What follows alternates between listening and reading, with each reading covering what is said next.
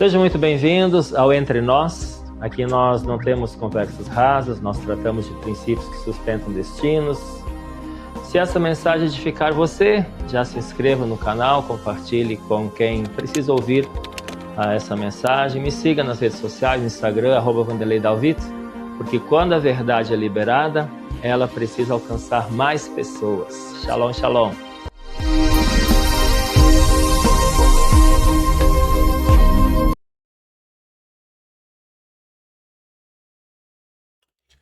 Muito bem, pessoal. Bom dia, boa tarde, boa noite para você que está nos assistindo. Hoje nós estamos no nosso segundo episódio da série Pai Nosso. E hoje nós vamos falar sobre o reino de Deus, né? Venha o teu reino, seja feita a tua vontade, assim na terra como no céu. Profeta, a parte venha o teu reino.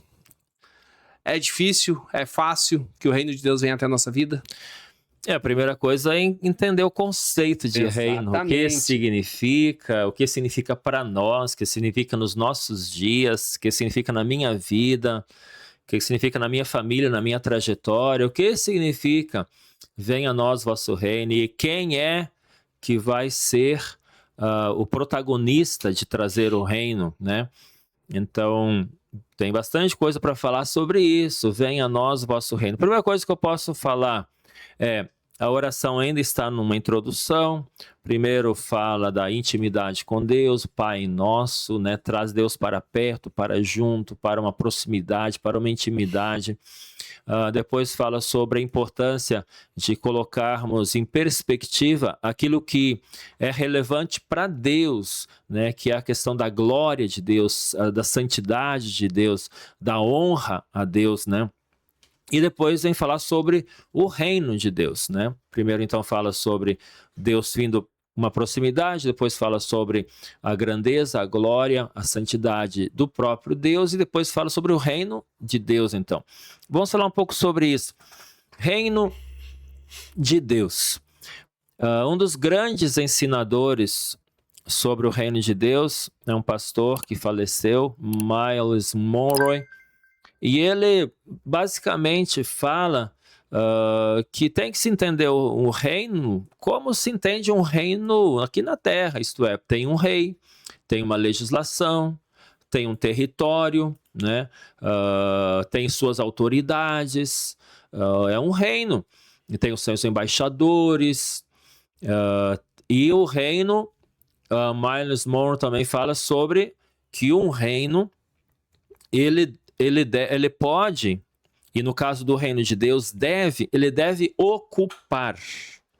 Vai ser tema da nossa conferência esse ano, a conferência de líderes, sobre ocupar.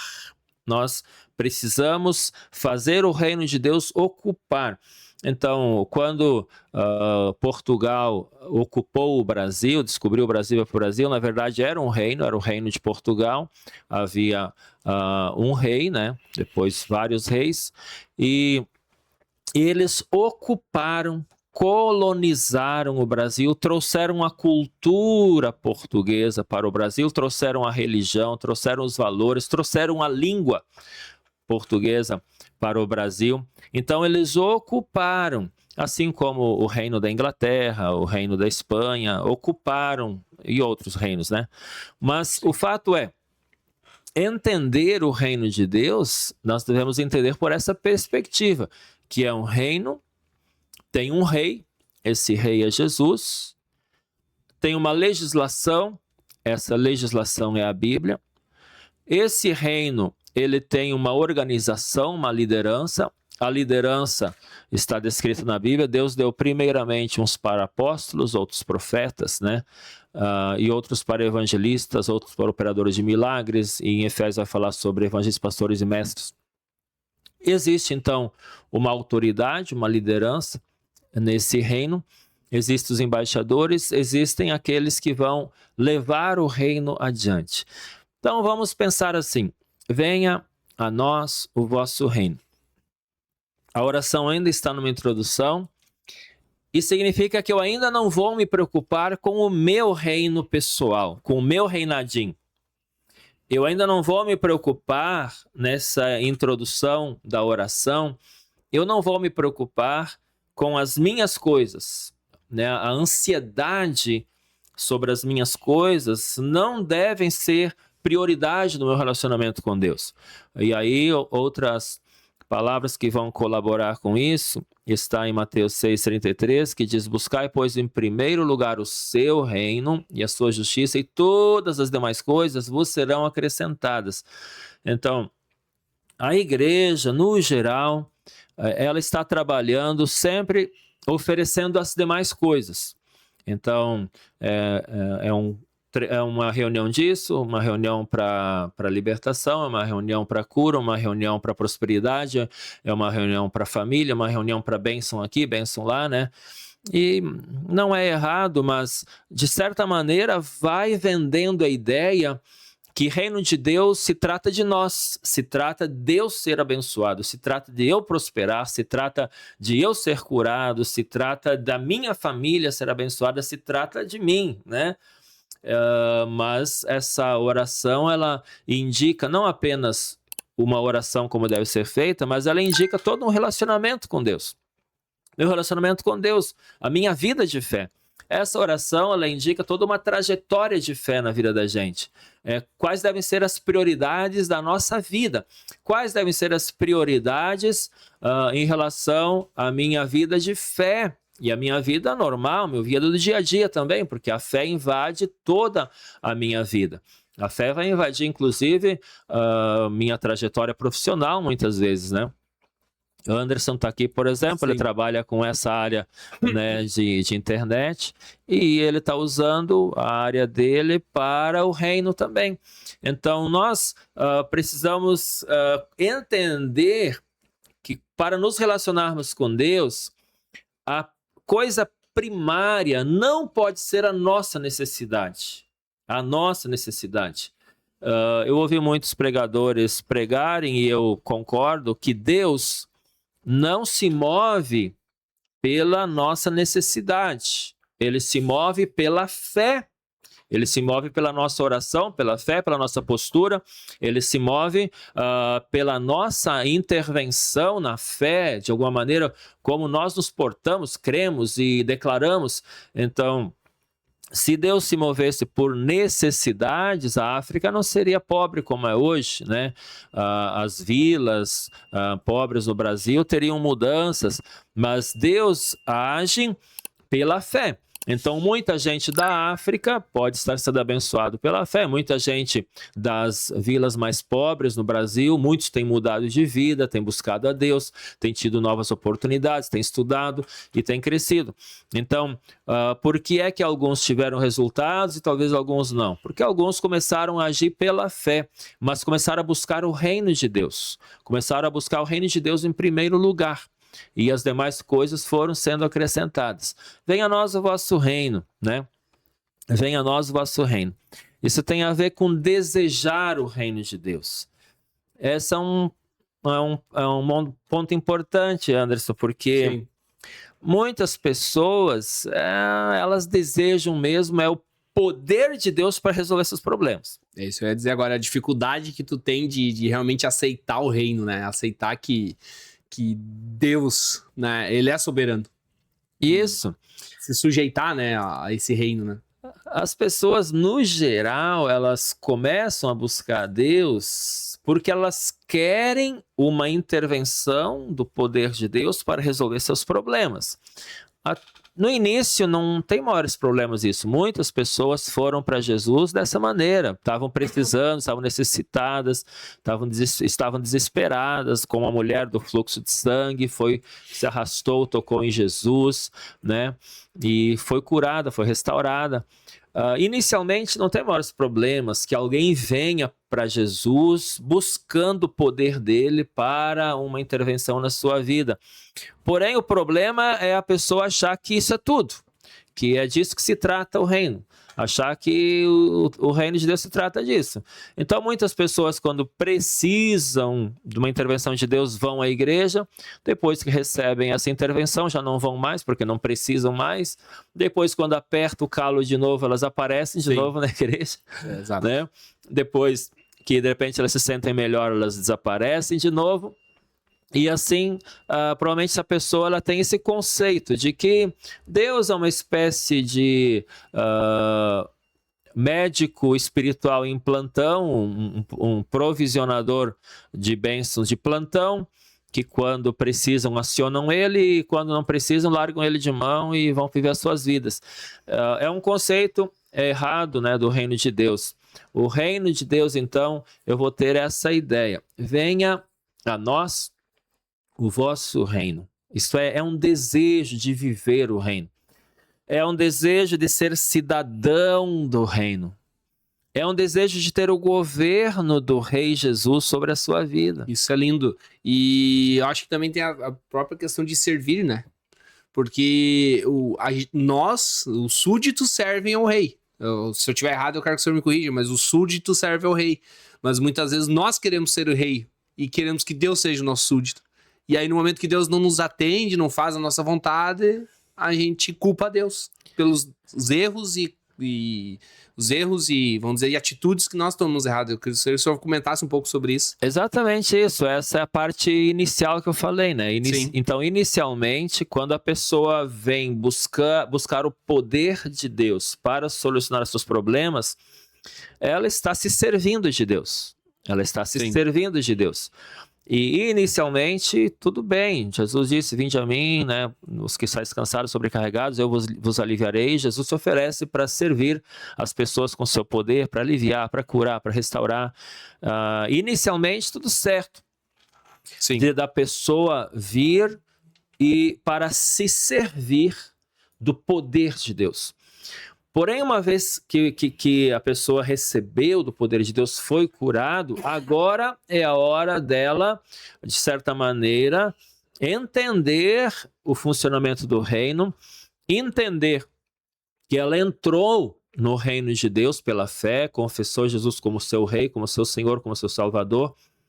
E agora, então, ela se pergunta, ok, agora eu estou no reino de Deus, o meu rei Jesus tem muitas coisas para fazer na terra, certamente.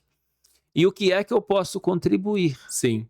O que é que eu posso contribuir? E eu vejo também que muitas pessoas querem a bênção, buscam a bênção e ao mesmo tempo resistem ao reino, né? E eu queria que o senhor, nesses seus mais de 30 anos de ministério, quais são as áreas assim, que o senhor nota assim, que tem mais dificuldade das pessoas deixarem com que Deus reine na vida delas? São as vontades e desejos, né? As pessoas, elas querem, de alguma maneira, algum benefício de Deus, ou do cristianismo, ou do reino de Deus, mas sem entregar. Elas querem receber sem entregar nada. Sim. Né? Elas querem os benefícios, querem, digamos, o bônus sem o ônus.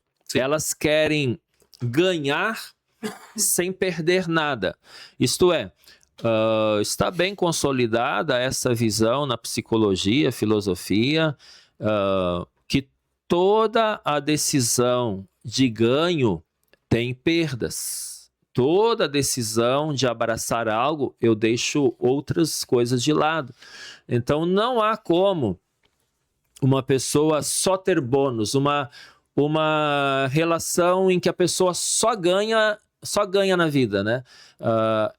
É uma relação de ganhos e perdas. Então, se eu abracei o reino, certamente eu vou perder muita coisa. Jesus deixava claro isso. Aquele que não tomar a sua cruz e me seguir não é digno de mim. Ele falava, inclusive, aquele que não deixar pai e mãe, campo, né, por amor a mim, não é digno de mim. Junto ao filho, ao jovem rico também, ele desafiou o jovem rico a se desfazer de todos os seus bens e segui-lo. E o jovem rico não o fez, né? Porque o jovem rico, provavelmente, ele idolatrava, era o ídolo dele, né? O dinheiro. E Jesus entendeu que o dinheiro não era apenas uma ferramenta na vida do jovem rico, isso era tudo para ele, era o ídolo dele, era o Deus dele. Ele não viveria sem aquilo. Então, por isso foi o desafio de Jesus. Então, as pessoas, no geral, elas têm dificuldade em abrir mão daquilo que elas precisam perder para abraçar o reino. O apóstolo Paulo aborda esse assunto quando ele diz, né, que ele tudo que ele considerava de grande importância, sendo judeu, sendo um fariseu, sendo um dos estudantes mais brilhantes da época, tendo autoridade para prender cristãos, né? Ele era um jovem que tinha um futuro promissor na sociedade, né? Entre os judeus, era também cidadão romano, que até o procônsul perguntou, mas que jeito se conseguiu esse título? Para mim me custou uma fortuna ser cidadão romano. E aí Paulo disse, pois eu tenho de nascimento. Nasceu. Ele tinha cidadania romana. Então, Paulo tinha tantas coisas que ele disse que ele poderia se gloriar, enfim, né? Sim. Mas ele disse que tudo isso ele considerou como perda, como refúgio, como lixo para ganhar a Cristo.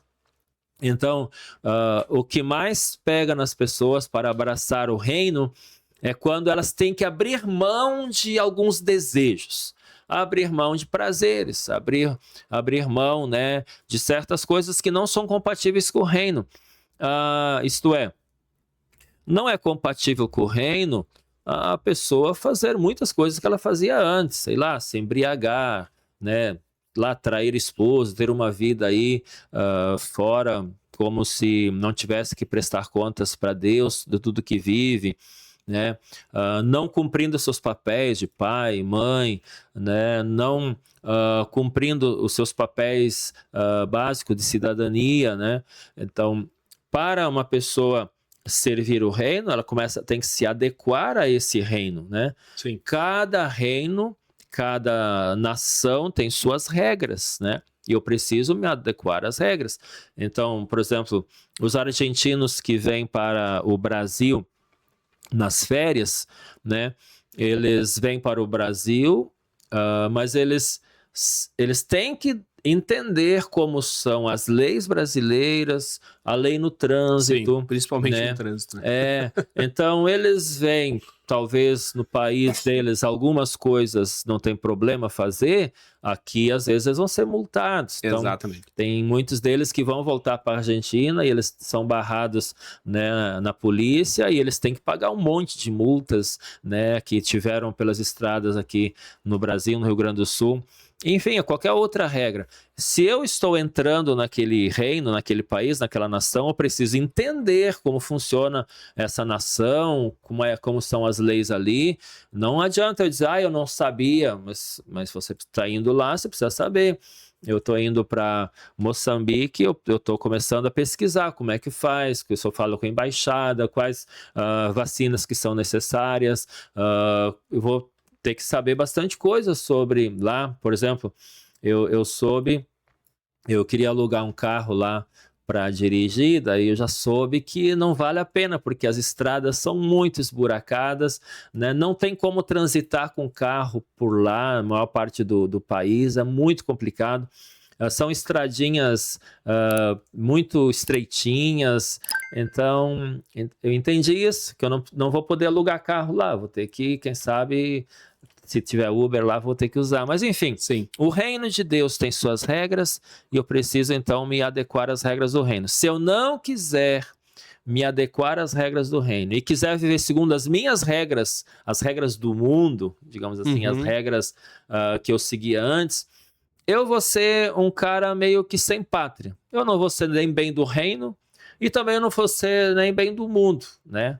Aí o pessoal brincava que é o crente Raimundo, um pé na igreja, um pé no mundo, um pé no reino de Deus e um pé no mundo. E aí o apóstolo João dizia, filhinhos, não ameis o mundo, nem o que há no mundo, porque tudo o que há no mundo passará, né? Então, esse é um grande problema, Anderson, das pessoas entenderem o que é que elas têm que abrir mão e elas realmente abrirem mão disso. É como uma pessoa que quer ter um bom casamento. Ela casa, ela entendeu que ela tem que abrir mão de qualquer outro relacionamento extraconjugal, porque senão vai dar brecha, vai dar problema, logicamente, na frente vai dar separação de novo, depois de novo. Então, se eu entro numa jurisdição e em regras específicas de um lugar, de um reino, de uma terra, eu preciso saber como são essas regras, vivê-las e então transicionar. Perfeito. E essa questão do compreensão do reino dentro da igreja hoje em célula, que é a rede apostólica em si em célula, qual que é o papel da igreja em célula para a compreensão do reino de Deus? A igreja em célula ajuda essa questão de ocupar, né? Como um reino ele deve ocupar, ele deve ter frentes de ocupação. Então, pensando, por exemplo, em 1500, a frente de ocupação era principalmente as navegações, as grandes navegações, né? Então, Pedro Álvares Cabral chegou ao Brasil com navegações, com mais de 20 navios, me parece 27 navios. Então chegava com toda uma comitiva, uma enorme comitiva, e aí ele ocupava. Hoje a maneira de ocupar, ela está em todos os lugares. Uma das maneiras de ocupar também está na internet, pessoas estão crescendo na internet, igrejas estão crescendo na internet. Todavia, muitas igrejas estão se organizando pela internet. Então, é um pastor que é famoso já, que tem milhões de seguidores, e daí ele disse, eu vou abrir uma igreja em tal lugar, e de repente abre a igreja, já está cheia a igreja, mas não batizou uma pessoa.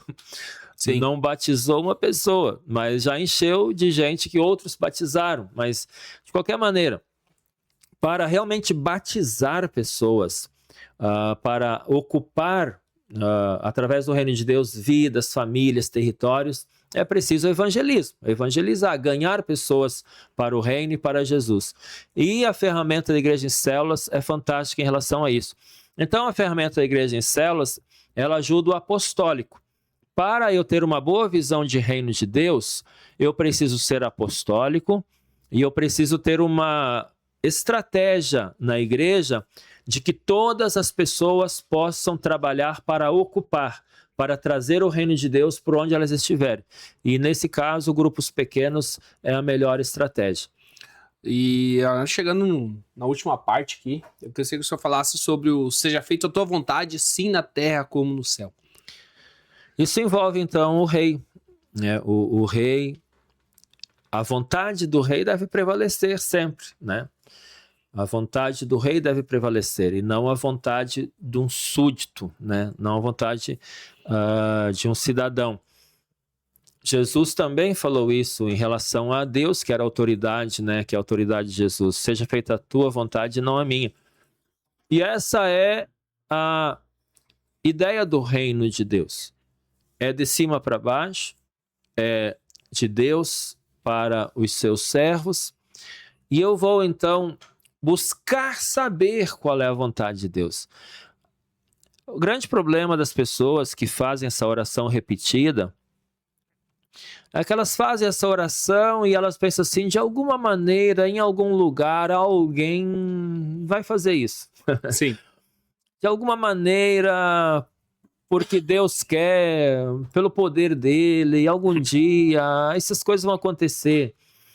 Mas essa oração toda tem a ver com a gente, conosco, Exato. Comigo, contigo, com cada um. Né? O reino de Deus não vai vir na nossa cidade se os filhos de Deus não trouxerem, né? Os anjos estão aí para nos ajudar, para serem nossos auxiliares, mas os anjos não estão pregando o evangelho. Quem tem que pregar o evangelho são as pessoas, né? Quem vai fazer o reino avançar, quem vai ocupar a terra são as pessoas. Então, não adianta esperar por outro e nem adianta achar que a oração do Pai Nosso é uma mágica, que você vai ficar declarando ela e o reino de Deus vai vir e a vontade de Deus será feita. Sim, a vontade de Deus deve ser feita por ti, por mim, por nós que estamos orando. Seja feita a vossa vontade e não a nossa, a tua vontade e não a minha. Aí entra nessa questão de vontade. Nós, seres humanos, somos cheios de vontades, mas é tanta vontade, é tanta vontade que nós temos que quando matamos uma vontade, temos vontade de outra coisa. É incrível. Exatamente. A gente enche a barriga com churrasco, matou a vontade de churrasco, agora tem vontade de uma sobremesa. Depois matou a vontade de sobremesa, agora tem vontade de dormir. Matou a vontade de dormir, agora tem vontade de tomar um chimarrão. Né? Matou a vontade de tomar um chimarrão, agora tem vontade de sair. Enfim, a gente é muito cheio de vontades. E se a gente ficar servindo as vontades da gente, não tem limite. Não tem limite. Né? Pensadores já falavam assim que a vida é um ciclo entre a vontade de ter, obter, de conseguir algo e o tédio de possuir. A vida é esse ciclo. Eu busco suprir a minha vontade, depois que eu supro a minha vontade, dá um tédio, e aí depois eu tenho uma outra vontade, eu supro aquela vontade, dá um tédio, depois tem uma outra vontade. Lógico que nós temos vontades que são básicas, mínimas, que é de ter uma vida, né, minimamente, né, estruturada, ter uma casa, ter um bom carro, né? Temos vontades que são realmente muito legítimas, mas no geral nós somos muito cheios de vontades. E a briga das pessoas, Anderson, briga de casais, está muito nessa questão de vontades. Um tem vontade de uma coisa, o outro tem vontade de outra. Um tem desejo de uma coisa, outro tem desejo de outra. Um quer uma coisa, outro quer outra. Então, essas vontades que podem ser usadas também pelo inimigo para nos afastar da vontade de Deus. Então, Tiago fala que nós somos tentados pelos nossos próprios desejos e cobiças, por aquilo que nós temos vontade de, por aquilo que nós temos desejo de, por aquilo que nós queremos. Então, o que nós temos desejo, vontade, cobiçamos, aquilo que nós temos uma vontade de possuir, é por isso que nós somos tentados. É ali que nós somos tentados. Então, muitas pessoas têm o desejo de dinheiro, vão assaltar, tal, vão traficar drogas e logo a casa cai para a maioria deles, né? Muitas pessoas querem ter certos desejos satisfeitos, né? E vão então atrás de cumprir, né? Ou suprir esse desejo e também vão ter problemas sérios, né? Quem vai comer muito exageradamente, comer demais, tem problema de saúde, vai ter problema, né, de obesidade, né, uma ansiedade não resolvida. Quem vai muito atrás de questões sexuais vai ter brete também, é só pensar no Epstein, né? Então, o que a gente faz então com os desejos, pastor? Bom, tem desejos que são bons, eu preciso, né, tenho a vontade de estruturar a minha família, dar uma boa condição de vida para minha família, vou correr atrás, mas sempre procurando fazer a vontade de Deus acima de tudo. E dentro da vontade de Deus também está o nosso bem-estar. Dentro da vontade de Deus também está o suprimento que nós precisamos, como eu citei, buscar, pois, em primeiro lugar o seu reino e a sua justiça, e todas as demais coisas serão acrescentadas. A serem acrescentadas as demais coisas, a gente ter acesso às coisas, também é vontade de Deus, também faz parte do desejo de Deus. Agora, há muitas vontades que são distorcidas, que são carnais, que são pecaminosas, e essas é que eu tenho que frear e buscar qual seja a boa, agradável e perfeita vontade de Deus. Eu vejo que muitas vezes a gente se comporta como criança pequena, né? A minha filha tem 6 anos e esses dias ela queria um suco. Ela só tinha um suquinho na geladeira. Eu disse, filha, essa aqui fica pro lanche do colégio. E ela insistiu. Tá, então toma o suco. Aí chegou o quê? Quando chegou no momento do colégio, já queria o suco pro colégio. Não tinha. Então eu vejo que Deus também é isso. Muitas vezes a gente quer, e Deus olha, não vai fazer bom proveito disso aqui. A gente quer um carro novo, a gente quer uma casa nova, quer um monte de coisa, mas no final, daqui a pouco, aquilo vai acabar nos afastando dele, né? Eu queria que o senhor, para nós encerrar, o senhor falasse o que acontece com a pessoa no momento que ela realmente aceita, né? E aceita que as prioridades de Deus vêm antes das nossas, né? O que muda na vida dessa pessoa. Vou pegar um gancho que você falou de infantilidade, né? Sua filhinha. 90% ou 95% da igreja, dos evangélicos, daqueles que se declaram cristãos, são infantis. eles vivem nesse nível infantil, de pedir uma coisa para Deus, de buscar uma coisa para eles, de suprir suas necessidades, de fazer campanha para romper para suas próprias coisas. 95% do povo da igreja, eles são infantis. De novo, a igreja em células vai ajudar, porque na igreja em células muitos se tornam líderes. Então, eu tenho mais de 40 líderes de células, então tem pessoas que começam a se preocupar com o bem-estar dos outros, começam a se preocupar com o estabelecimento do reino de Deus e multiplicar a célula. Mas, no geral, a igreja, o grande público da igreja, eles são infantis, eles querem isso aí mesmo, eles querem para agora, Deus me dá agora, me abençoa, não, eu quero agora essa bênção, me dá logo esse suquinho aí, eu quero tomar agora, né? E depois, no fim, quando chega a hora que realmente seria importante, aquele suquinho não tem, porque né, já utilizou. Qual é o benefício que nós temos em fazer a vontade de Deus? Primeiro, é uma paz tremenda, é um shalom. Isso é verdade. Sabe, é um shalom, uma paz, a gente tem uma tranquilidade, sabe, que a gente não está naquela ansiedade, correndo pelas nossas próprias coisas, e a gente entende também às vezes, não deu certo isso que eu queria, ok, que seja feita a vontade de Deus, né? Exato. Talvez não era a hora, tá tudo certo, beleza, Deus sabe o que é melhor para mim, isso dá uma paz tão tremenda.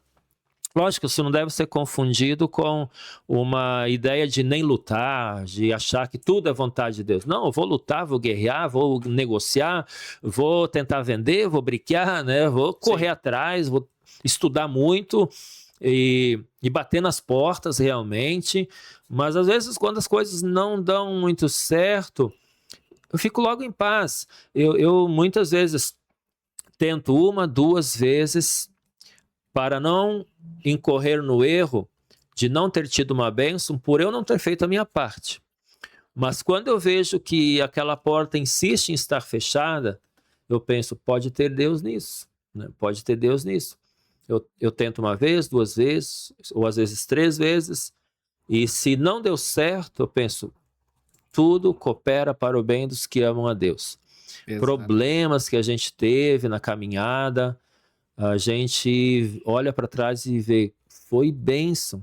Livramento muitas vezes. Né? Olha, eu praticamente fui expulso de uma cidade por lideranças, né, e por Satanás, porque quando eu saí daquela cidade, um demônio falou no meu ouvido, quando passei a divisa, eu te expulsei da minha cidade. Eu praticamente fui expulso da cidade, fiquei sem chão, fiquei com a minha família, pensando como é que eu vou me sustentar, eu não trabalhava em outra profissão, eu era pastor e a minha esposa, e eu olhando para trás, logo depois olhando para trás, eu pensei, que bênção foi eu ser expulso daquela cidade praticamente, que bênção foi para mim, eu recomecei do zero, né? Comecei com dignidade, né, sem dever favor para ninguém, sem pedir licença no sentido assim para ninguém que estava lá antes de mim. E o ADERê surgiu aí, né, o Centro Apostólico ADERê, Família Apostólica ADERê, tudo surgiu a partir dessa expulsão praticamente da cidade, né? Então há problemas que na hora a gente fica triste, lógico, chora, pensa por que isso aconteceu comigo, mas depois lá na frente a gente olha para trás e olha que bênção foi aquilo que aconteceu comigo, me deu novas oportunidades que eu não teria se não fosse assim. Então, qual é o benefício que eu tenho de fazer a vontade de Deus? A vontade dele é melhor do que a minha sempre. Deus diz assim, os meus caminhos são mais altos que os vossos caminhos. Olha que interessante. Os meus planos são maiores do que os teus planos. Eu é que sei que pensamentos têm a vosso respeito, pensamentos de paz, planos de paz, para vos dar o fim que desejais.